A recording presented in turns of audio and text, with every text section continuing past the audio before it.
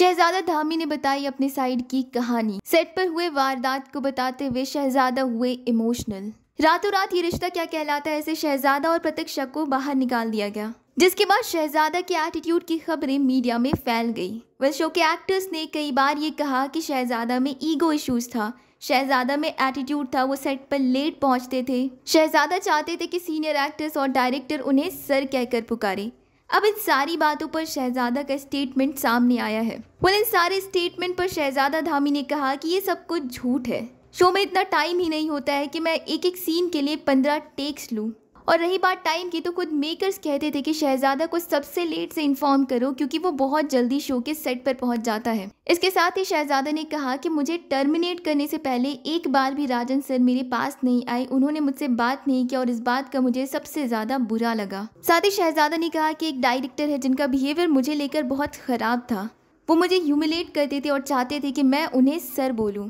शहजादा ने कहा कि मुझे काम करना था तो मैं उनकी रिस्पेक्ट करता था, मैं उन्हें सर बोलता था, लेकिन धीरे धीरे उस डायरेक्टर की बदतमीजी बढ़ने लगी। जब मैं उन्हें सर कहने लगा तो वो मेरे साथ बदतमीजी करने लगे, वो मुझे तू कहने लगे, मेरा नाम तक नहीं लेते थे और साथ ही अपने टीम के मेंबर से कह दिया कि इसे नाम लेकर मत बुलाओ। साथ ही शहजादा ने कहा कि मेरे साथ एक बहुत बड़ी प्रॉब्लम है कि मैं किसी के साथ गलत होता हुआ नहीं देख सकता हूँ।